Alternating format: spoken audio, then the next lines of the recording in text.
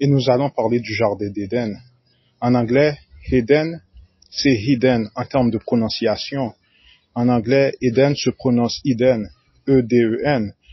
Or, caché en anglais correspond aussi à Eden, mais non pas Eden, E-D-E-N, mais à hidden, H-I-D-D-E-N. Donc, le jardin d'Éden valait aussi pour le jardin des cachés. Et dans ces textes, il y a tellement de couches. Un jour, vous pouvez venir et trouver une couche supplémentaire par rapport à celle autrefois trouvée. Et je pense que ces textes ont été programmés ainsi afin de révéler certains degrés de vérité pour certains contextes et situations. Or, le jardin d'Éden correspondait à une clôture vibrationnelle, une sorte de voile avant la chute hors du jardin. Or, nous savons qu'au même titre que le Seigneur des Anneaux, il était possible de localiser l'anneau, mais pas nécessairement de la visualiser. Il était possible de localiser l'anneau, mais pas nécessairement de la visualiser.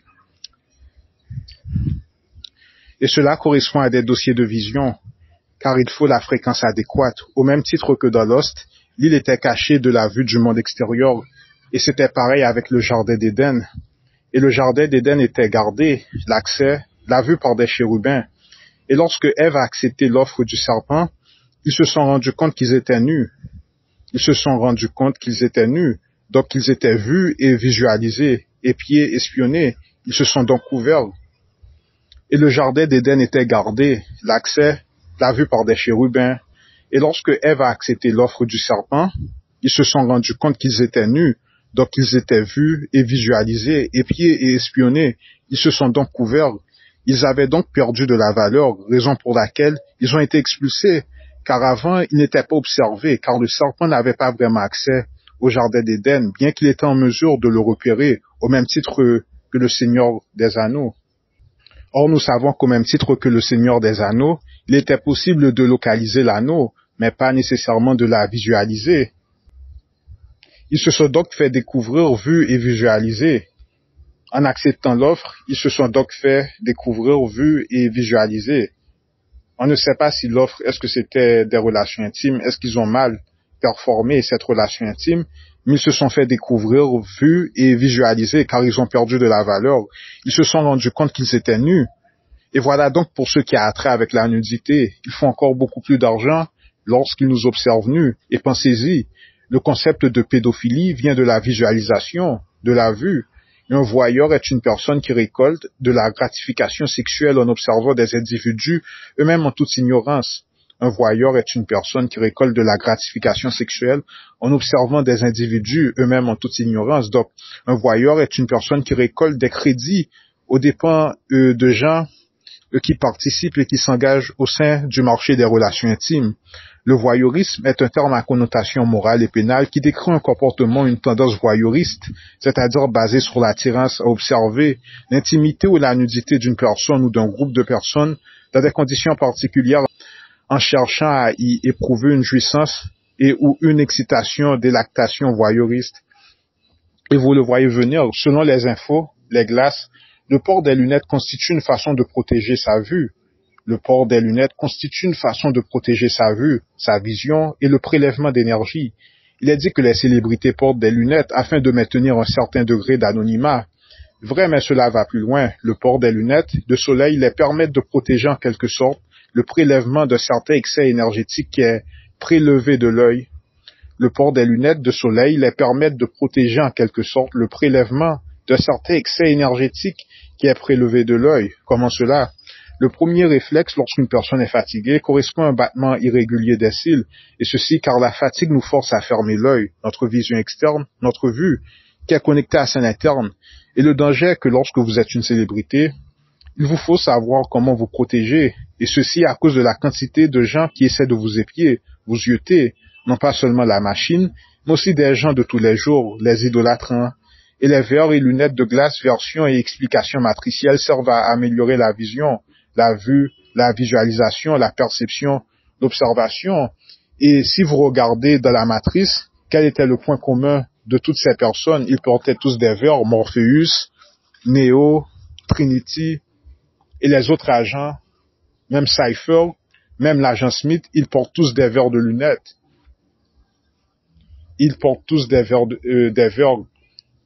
Il convient et les verres et lunettes de glace, version et explication matricielle, servent à améliorer la vision, la vue, la visualisation, la perception, l'observation. Et quel rapport? Les gens ne comprennent pas la facette occulte des verres, des glaces et des lunettes issues de pierres précieuses, du moins les premières éditions et non pas vraiment ceux actuels. Il convient d'étudier la composition des verres, des lunettes afin de comprendre. Ces instruments sont issus de pierres précieuses. Or, vous savez déjà qu'une bonne partie du concept de l'espionnage, du ziotage se fait via l'utilisation de pierres précieuses qui reflètent donc certaines réalités. Une paire de lunettes correspond à un instrument reflétant la réalité et améliorant votre vision. Et pour nous autres, ce ne sont que des mots de passe. Mais un mot de passe est une garde, une protection. Un mot de passe est conservé par une entité. Un mot de passe correspond à une entité qui garde l'accès d'un lieu, une place virtuelle, etc. Et le truc avec les tags, les bugs vont plus loin que cela. Comment font-ils afin de voler vos bénédictions? Comment faites-vous afin de connaître votre mission de vie? C'est via l'expression de votre ADN.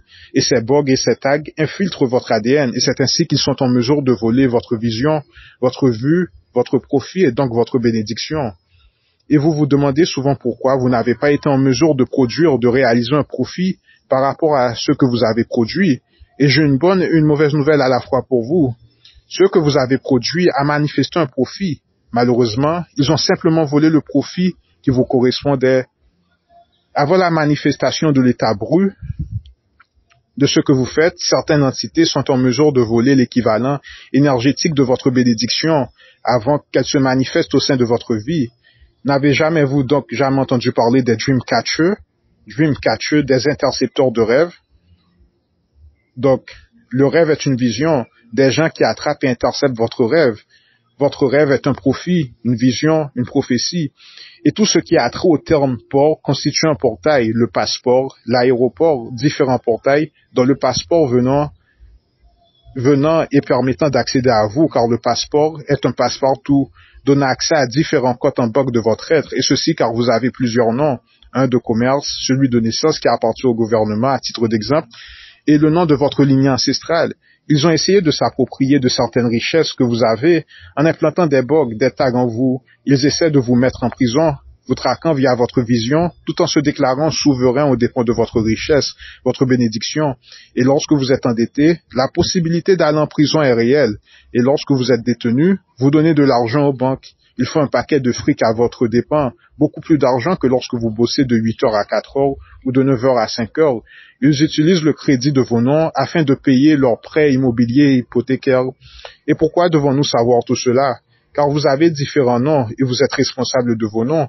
Et si vous ne réalisez pas et n'atteignez pas une certaine somme en termes de crédit chaque jour, vous êtes toujours un esclave. Et les gens n'arrivent pas à générer 90 000 en termes de crédit afin de réclamer cette somme et continuer à participer.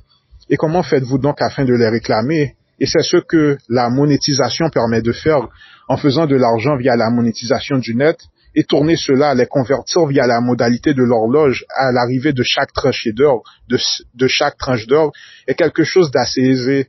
Et par la suite, via les crédits associés à la monétisation, il est possible de réclamer des coupons de bons zéros. Et si vous en avez valant plus de 100 000 unités, il est possible de réclamer des coupons de 100 000 unités en 5 minutes à travers l'échange. Et donc, lorsque ces scores tombent, le 1-0, la nuitée, les gens procèdent à des donations afin d'éviter des taxes et des limites établies au sein de leurs terres et propriétés. Et ce sont des investisseurs sophistiqués qui connaissent ces trucs.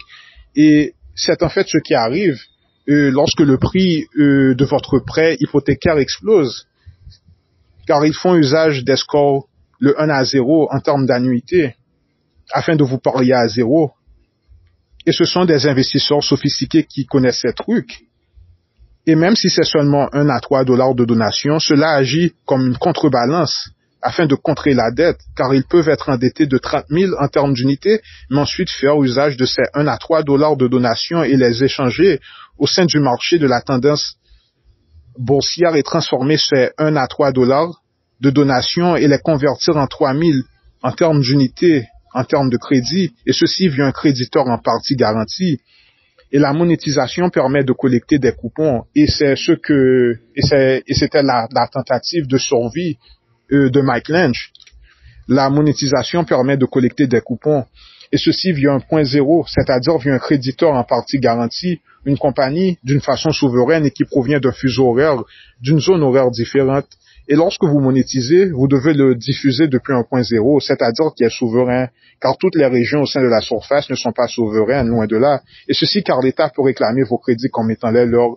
Et le concept du zéro point est important afin de savoir, connaître, d'assurer, de garantir et superviser l'utilisation de vos fonds et y avoir accès via une obligation vous appuyant, c'est-à-dire qui vous identifie comme le détenteur réel de votre propre argent.